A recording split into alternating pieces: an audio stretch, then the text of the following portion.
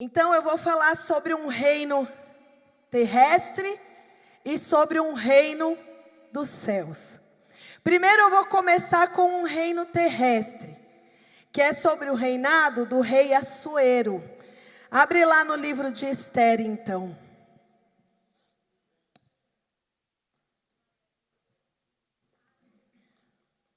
Glória a Deus. Livro de Esther, capítulo 1.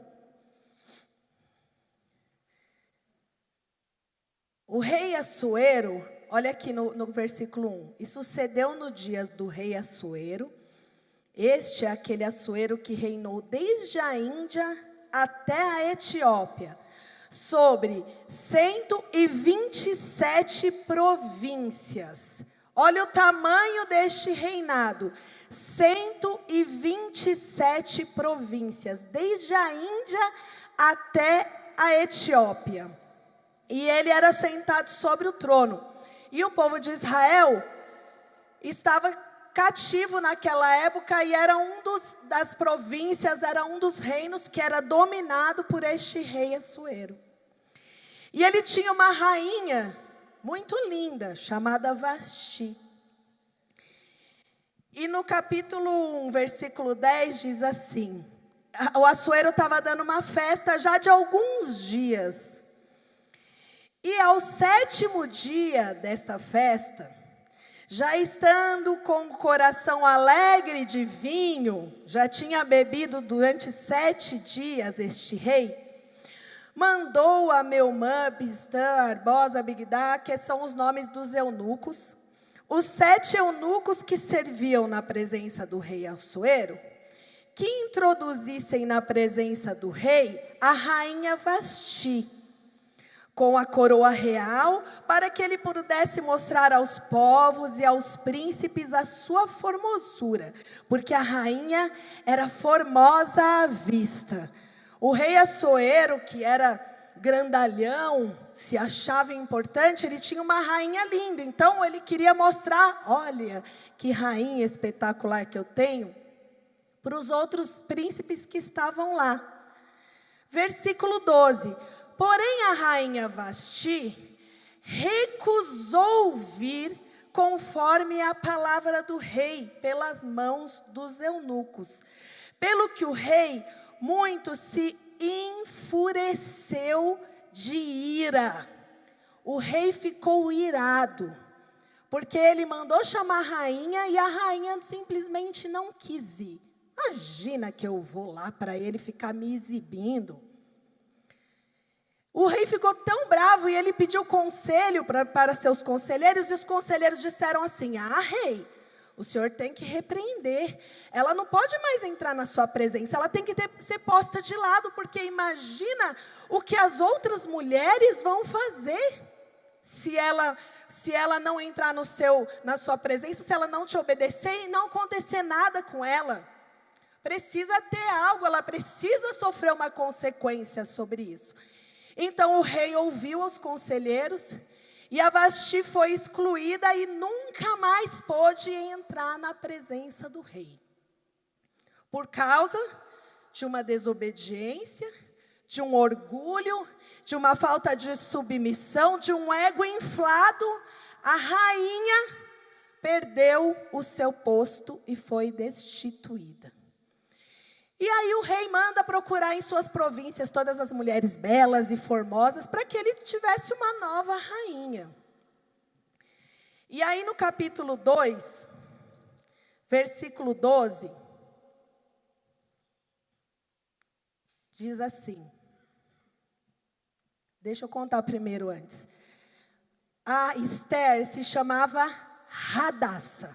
Esther era parte do povo de Deus, ela não fazia parte do povo que Assuero queria a rainha, mas como ela estava lá entre aquelas, e ela era formosa, ela foi também levada à presença do rei. Então o tio dela, o Mardoqueu, que criava ela, que era um homem sábio, um homem temente a Deus, falou para Esther: olha, você não pode falar da onde você veio, quem é o seu povo, da onde você é descendente. Você tem que ficar calada, já que você vai para o palácio. E o seu nome, em vez de Radassa, que entregava a origem dela, vai passar a ser Esther.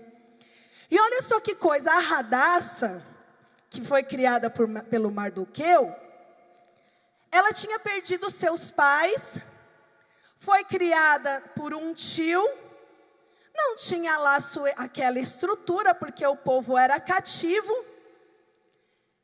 Só que, quando Deus quis fazer algo na vida dessa mulher, até o seu nome foi mudado, para que a lembrança do passado não existisse mais, para daqui para frente ela fosse não mais Radassa, mas Esther, não mais a órfã, mas alguém que ia conquistar algo, não mais aquela que foi criada por alguém que não era seu sangue, mas aquela que foi levada por Deus para um propósito. Hoje, o que eu quero colocar para vocês aqui é que o nosso nome seja mudado. De Radassa para Esther. Nós vamos deixar aquele passado, nós vamos deixar tudo que nós fazíamos, nós vamos deixar tudo que a gente trouxe de bagagem, nós vamos esquecer aquilo que veio até agora conosco na nossa história, para que Deus possa alcançar um propósito maior em nossas vidas. De Radassa para Esther. E aí, quando a Esther foi levada pelos eunucos, ela precisou fazer uma purificação. Todas as mulheres que iam entrar na presença do rei, precisavam ser purificadas. Ora, para entrar na presença de um rei carnal, de um rei desta terra, precisava-se de 1 ano de purificação. Quanto mais nós que precisamos entrar na presença do Rei Todo-Poderoso, do Soberano, do Criador do Universo, não precisamos estar puros na presença de Deus. Capítulo 2, versículo 12 diz assim: e chegando já a vez de cada moça para vir ao rei, depois de ficar fora... deixa eu ver se é esse mesmo. Isso. Depois que fora feito a cada uma segundo a lei das mulheres por 12 meses, porque assim se cumpririam os dias da sua purificação. 6 meses com óleo de mirra, 6 meses com especiarias e com as coisas para purificação das mulheres. Desta maneira, pois, entrava a moça na presença do rei. Depois de 12 meses de purificação, é que elas podiam entrar na presença do rei. O que nos mostra aqui é que, para você passar de Radassa para Esther, você precisa ter uma purificação e mudanças de certas atitudes, de certos posicionamentos, de certos modos de vida. Ela não podia mais sair do palácio, ela não podia mais viver a vida conforme ela queria. Ela tinha um objetivo e um alvo a ser alcançado, e ela precisava estar no foco, no alvo, no objetivo, separada para Deus, para o rei, como nós estamos sendo separados para Deus nessa noite, para que pudesse alcançar algo maior. Um objetivo, irmãos. Radassa não estava vendo nada que Deus estava fazendo. Ela foi chamada, ela foi escolhida como todas as virgens. Só que Deus tinha um propósito maior na vida dela. Deus tinha algo maior. E nessa noite o que eu quero que vocês entendam é que Deus tem algo maior para nós. Deus tem um propósito maior para as nossas vidas aqui. Capítulo 2, versículo 17 diz assim: o rei amou a Esther mais do que a todas as outras mulheres. E ela alcançou perante ele graça e benevolência, mais do que todas as outras virgens. E pôs a coroa real na sua cabeça, e a fez rainha em lugar da Vasti. Capítulo 4. A Hadassah, obedecendo seu tio, se submetendo a um homem de Deus que a tinha instruído, fez conforme tudo que foi instruído, e alcançou a benevolência e a graça do rei, virando rainha. Olha o posicionamento diferente aqui da Vasti e da Esther. Vasti, por causa da sua soberba, da sua falta de submissão e obediência, perdeu o trono. Hadassah, que era uma menina humilde, por causa da sua obediência e da sua submissão a um servo de Deus, foi coroada rainha. Qual que é o nosso posicionamento aqui nessa noite? Vasti ou Esther? Qual que vai ser a nossa escolha? Perder o trono ou alcançar a graça e a benevolência do rei? E aí, o rei foi ludibriado lá por um servo dele, chamado Amã, para matar todos os judeus e hebreus, para aniquilar esse povo. E o rei assinou lá. Para ele tanto fazia, ele nem sabia quem era esse povo. Pode ser, vamos destruir eles. Só que ele não sabia que a amada dele, a Esther, aquela que ele escolheu, aquela que a agradou, era desse povo. E olha aí a estratégia de Deus, porque Deus, já sabendo o que o diabo estava planejando para aniquilar ao povo, colocou lá dentro de um palácio uma serva de Deus que poderia fazer a diferença. Uma serva de Deus que poderia fazer a diferença e salvar a todos da morte. Mas eu sou apenas a Hadassah, aquela pessoa que foi órfã de pai e mãe, não tive lá uma criação muito culta, como é que eu posso fazer a diferença? Deus a colocou no palácio para que ela servisse, para que salvasse todo o povo da morte. Deus tem algo para você. Deus tem projetos sobre a sua vida. Não importa o seu passado. Não importa de onde você saiu. Não importa a circunstância com que você foi criado. É Ele quem eleva. É Ele quem eleva. É Ele quem tira do monturo e faz assentar entre os príncipes. Ele não precisa de lógica. Aleluia. E aí, o Mardoqueu vai falar com a Esther quando ele sabe do decreto e fala: Esther, você precisa agir. Porque quem sabe Deus não te colocou aí exatamente para este momento. Então, versículo 15. Esther mandou chamar a Mardoqueu e disse: vai, ajunta todos os judeus que se acharem em Suzã e jejuai por mim. E não comais e não bebeis por 3 dias e 3 noites. E eu e as minhas moças também assim jejuaremos. E assim eu irei ter com o rei. E ainda que não é segundo a lei, porque era proibido alguém ir para a presença do rei sem ser chamado. E ainda que não é segundo a lei, vou ter com a presença do rei, e perecendo eu, pereço. Ela falou para o Mardoqueu: vamos fazer assim, mesmo não sendo contra a lei, mesmo eu não podendo ir à presença do rei, vamos jejuar durante 3 dias, e eu vou à presença do rei, e se eu perecer, eu pereço. Mas antes, ela teve a estratégia, armas espirituais, jejum e oração, jejum e oração. A semana passada nós estivemos em estratégia, jejuando e orando para que pudéssemos entrar na presença do Rei. E disse que o rei, a hora que viu ela, imediatamente ele estendeu o seu cetro. Se ele não estendesse o cetro, ela ia ser morta, porque ela não podia entrar.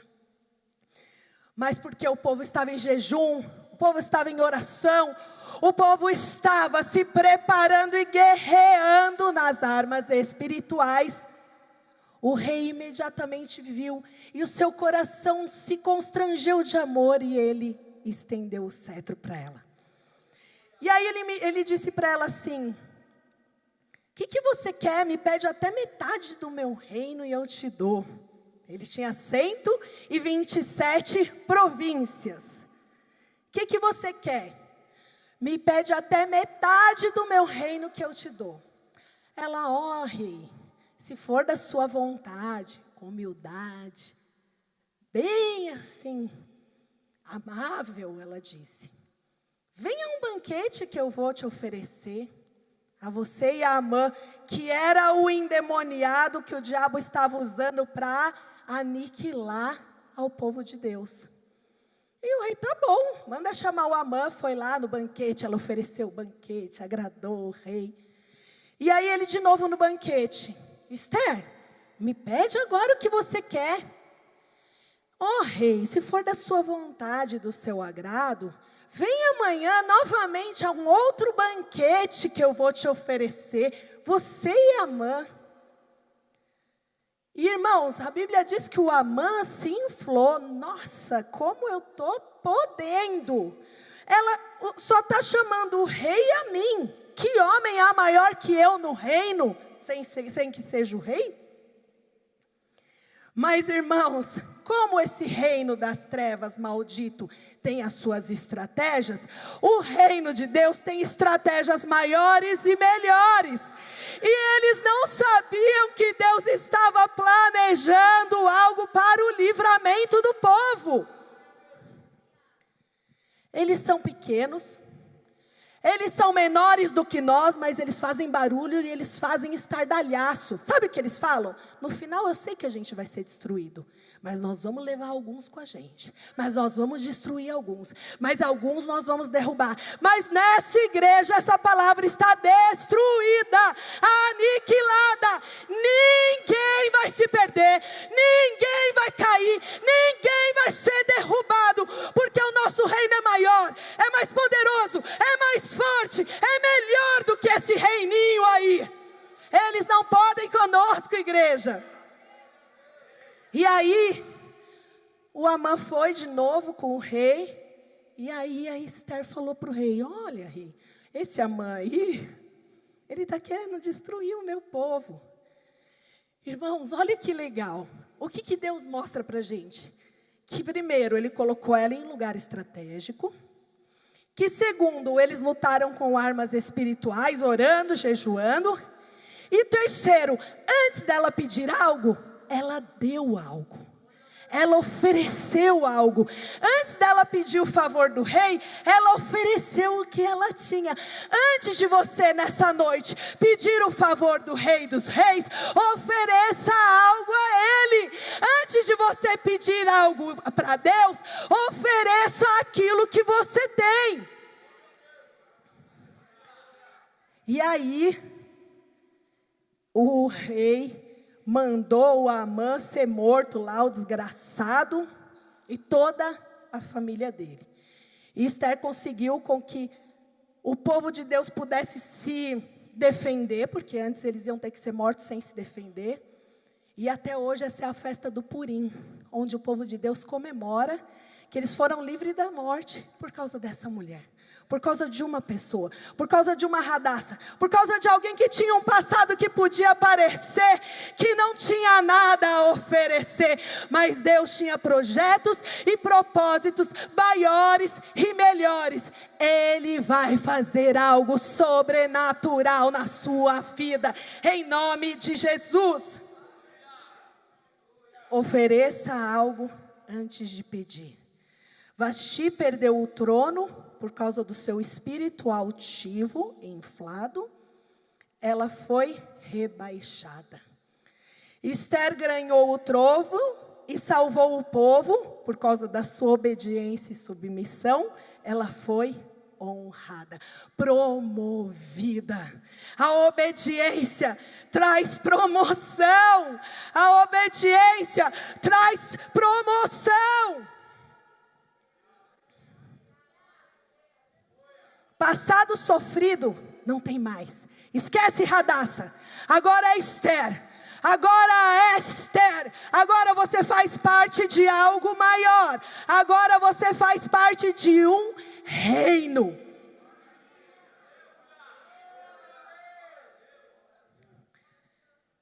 E esse nosso reino, que agora eu vou entrar no reino espiritual, é um reino invertido. O que é um reino invertido, pastora Rebeca? É um reino um pouco ilógico. Quer ver? Eu vou mostrar para vocês. Abram em 1 Pedro 5.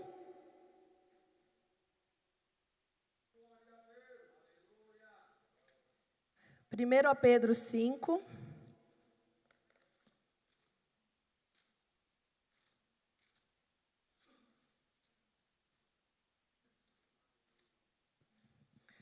Versículo 6.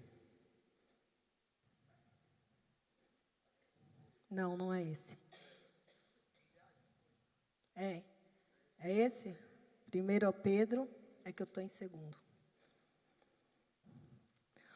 Humilhai-vos diante da potente mão do Senhor, para que Ele, a seu tempo, vos exalte. Presta atenção.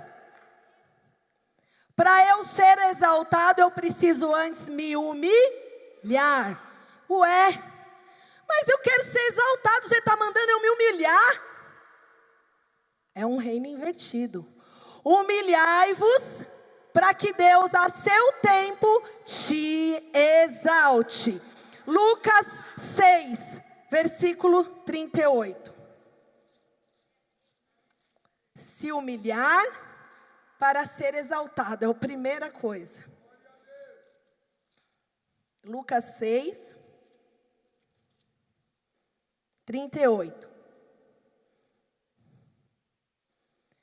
Dai e ser-vos-á dado. Dai e ser-vos-á dado. Quer dizer que para eu receber, eu preciso antes dar. Medida, recalcada, sacudida e transbordante. Então eu preciso dar para poder receber. É um reino invertido. Lucas 6, 35. Amai, pois, os vossos inimigos. Ah, não, isso aí já é demais.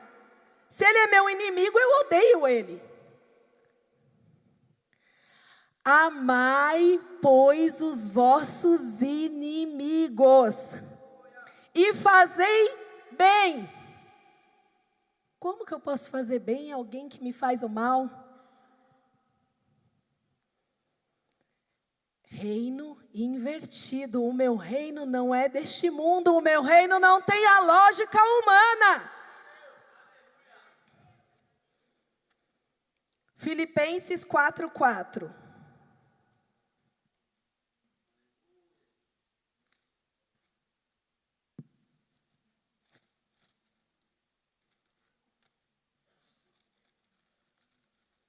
Filipenses 4:4. Aqui Paulo está escrevendo na prisão: alegrai-vos sempre no Senhor. Outra vez digo, alegrai-vos. É para se alegrar estando preso. É para se alegrar numa má circunstância. É para se alegrar numa situação não muito favorável. Lucas 14.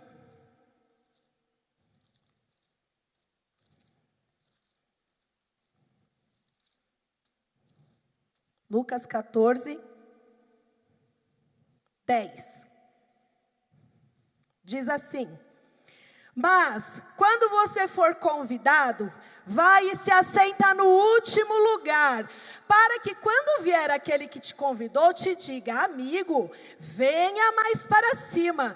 Então terá honra diante daqueles que estiverem contigo. Quer dizer que para eu ser honrado, eu preciso sentar no último lugar. É totalmente ilógico. Eu preciso me humilhar para eu ser exaltado. Eu preciso dar para eu receber. Eu preciso amar a quem me faz mal. Eu preciso me alegrar quando a circunstância está ruim. Eu preciso escolher o último lugar para eu poder sentar no primeiro. E aí em João 12,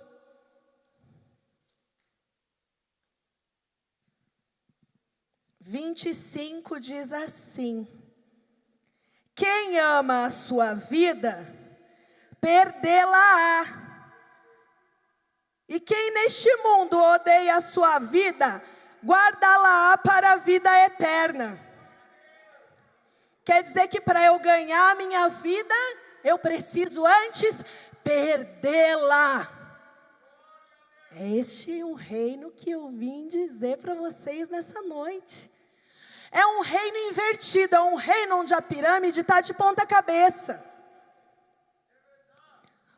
Onde os valores naturais deste mundo não se aplicam a este reino.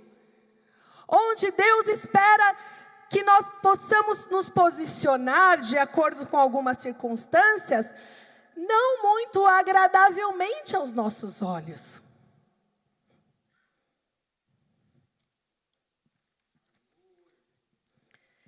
Vamos lá em Mateus capítulo 3.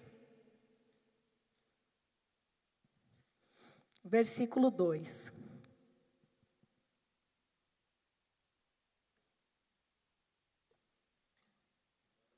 Mateus, capítulo 3, versículo 2. A primeira vez que a palavra reino aparece no Novo Testamento. No Antigo já tinha aparecido, mas é através de João Batista.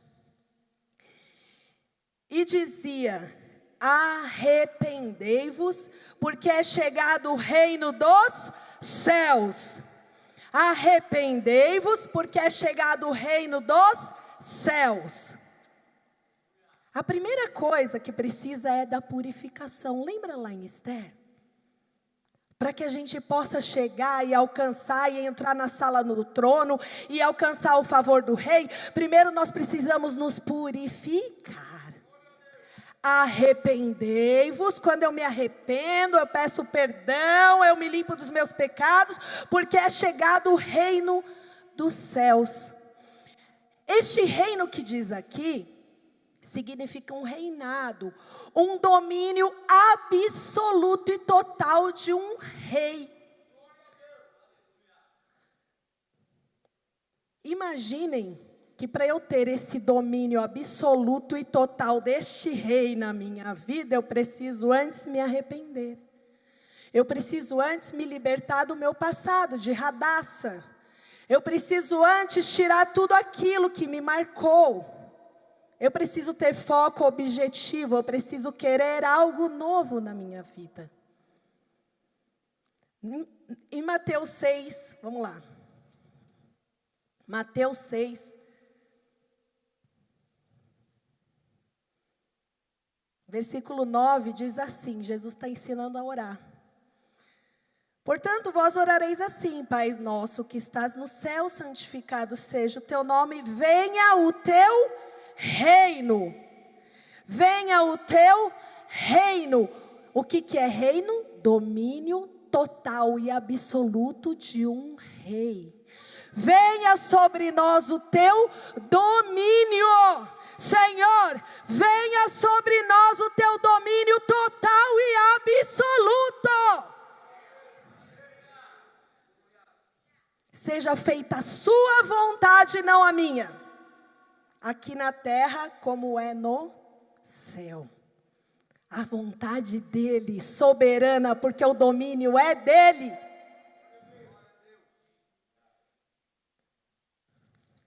Mateus 5:3 diz assim, Mateus 5:3 diz assim: Bem-aventurados são os pobres de espírito, porque deles é o reino dos céus. Nos outros ele fala, bem-aventurados os que choram, porque são consolados, os mansos, porque eles herdarão a terra. Mas os pobres de espírito, ele disse que deles é o reino. Pobre de espírito não é um pobrezinho sem dinheiro. Pobre de espírito é aquele que é humilde. É aquele que reconhece a total dependência de Deus. Ser pobre de espírito é entender que sozinho você é pobre e não consegue fazer nada. Toda a sua vida depende de Deus e sem Ele não há vida. Ser pobre de espírito é ser simples, humilde, manso. Para ser pobre de espírito eu preciso me despojar, me esvaziar de mim, do meu eu. Lembra da rainha Vasti? Soberba, rica no seu espírito. Não preciso, não posso, não vou e não faço. Para que o reino de Deus eu possa ter o reino de Deus, como diz aqui, dos pobres de espírito é o reino de Deus, deles é o reino. Eu preciso antes tirar tudo que eu acho de mim mesma, os meus valores, aquilo que eu quero fazer, aquilo que eu acho que é correto, eu preciso me esvaziar. E aí, quando eu me esvaziar, quando estiver pobre no meu espírito, não tem mais nada dentro de mim. Agora só cabe o Rei dos Reis, o Senhor dos Senhores, a vontade de Deus, o domínio do Rei absoluto na minha vida. Domínio total de um rei. E aí Jesus nos dá exemplo. Vamos lá em Filipenses.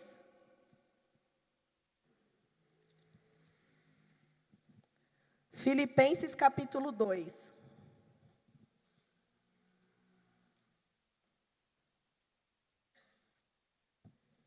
Filipenses capítulo 2, versículo 5 diz assim: de sorte que haja em vocês o mesmo sentimento que houve também em Cristo Jesus, que sendo em forma de Deus, não teve por usurpação ser igual a Deus, mas aniquilou-se a si mesmo, tomando a forma de servo e fazendo-se semelhante aos homens. E achado na forma de homem, humilhou-se a si mesmo, sendo obediente até a morte de cruz. Deus, o próprio Deus, Jesus Cristo, se humilhou e se fez servo. Ele não está te falando aqui uma utopia. Ele não está te falando aqui algo impossível, porque Ele, o Todo-Poderoso, o fez. Sendo Deus, não teve por usurpação ser igual a Deus. Mas olha só, diferente de Adão, por exemplo. Adão quis ser igual a Deus. Foi assim que ele foi tentado e foi aí que ele caiu. Quando a serpente disse, se você comer, você vai ser igual a Deus. O desejo do homem, do ego. inflado. E o próprio Deus aniquilou-se, humilhou-se e obedeceu. Nós não somos Adão, nós não vamos nos inflar, nós vamos imitar ao nosso Senhor e Salvador Jesus Cristo. Nós seremos obedientes, nós nos humilharemos diante da mão dEle para que Ele nos exalte. Nós vamos perder para ganhar, nós vamos sentar num lugar de humildade para que Ele me honre. Esse é o reino que está sendo pregado aqui, é um reino invertido. Talvez não seja tão agradável, porque Judas se incomodou com esse reino. Ele queria que Jesus destruísse os grilhões e assumisse a forma dele e aniquilasse o inimigo. E aí Jesus falou assim, viu? Se alguém te bater numa face, entrega a outra. Se alguém te tirar o paletó, entrega a camisa. Se fizer você andar 100, anda 200. Mas não era isso que eles queriam ouvir. Eles queriam ouvir que Jesus ia falar, vim aqui agora, vou aniquilar tudo, vou destruir tudo. Mas o reino não é por força, o reino não é por violência, é pelo Espírito Santo de Deus que nós conquistamos este reino. Domínio total e absoluto de um rei. Mateus 11.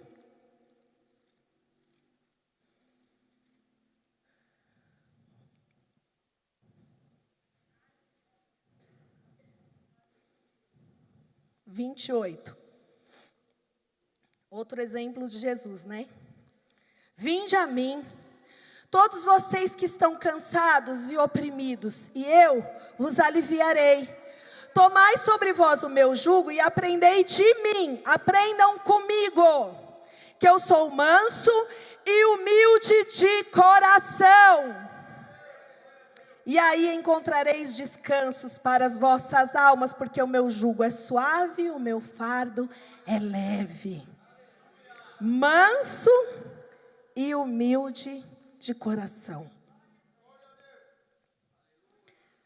E aí ele fala que o jugo é suave e o fardo é leve. E quando ele diz que o jugo é suave e o fardo é leve, quer dizer que vai ter um jugo e vai ter um fardo, mas vai ser leve. Ele também prometeu que Ele em todo o tempo estaria conosco, em todo o tempo Ele estaria ao nosso lado. Quer ver? Vai lá em Filipenses de novo.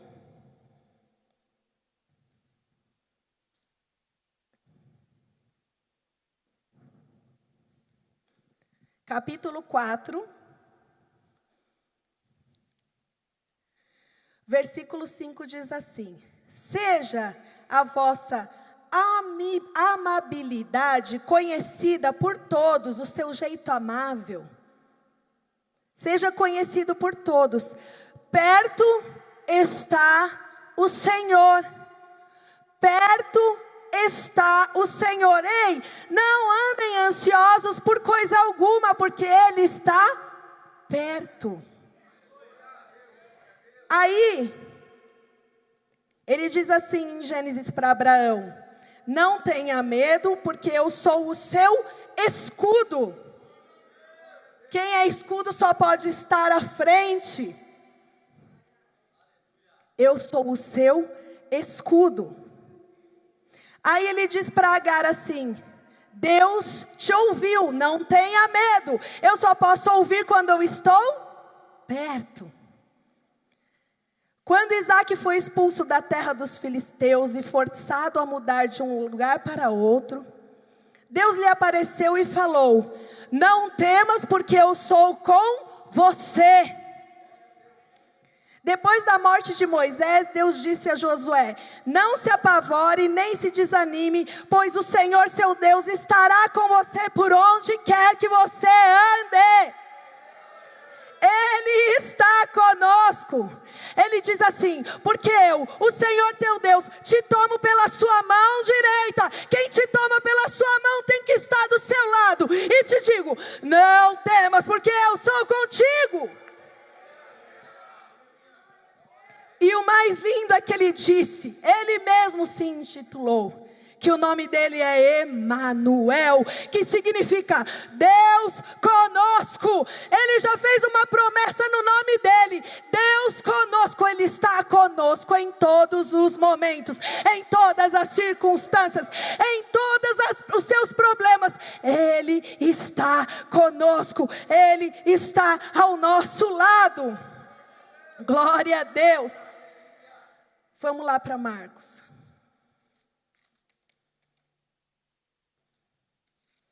Marcos capítulo 5.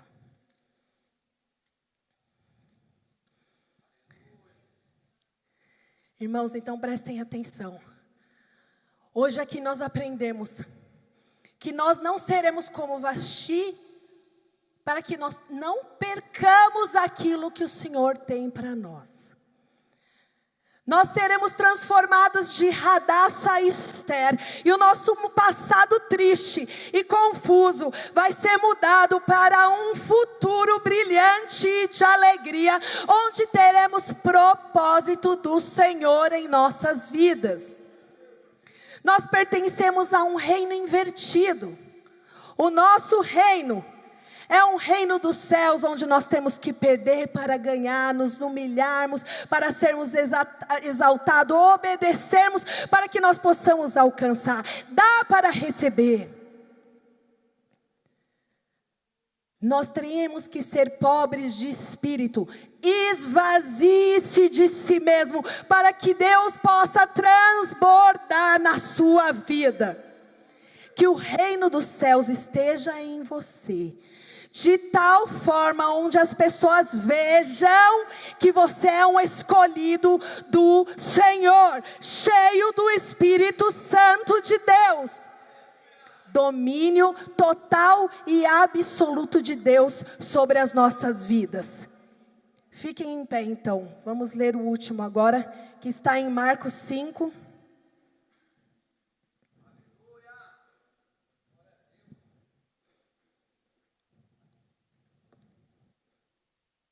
Deixa eu pegar aqui no celular que eu separei.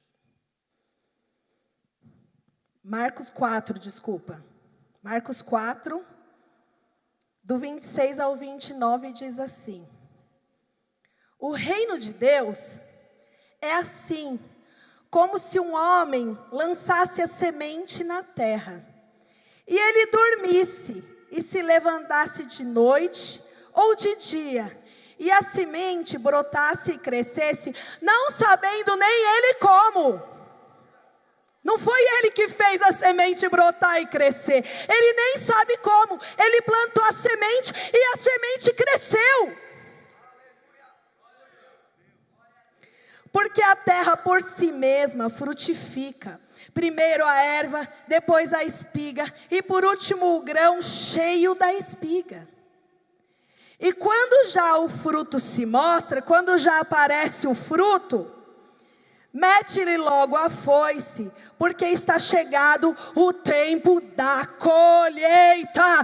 Eu profetizo em nome de Jesus que é chegado o tempo da colheita. Você plantou, você não sabe como, mas começou a dar fruto, e agora é chegado o tempo da colheita.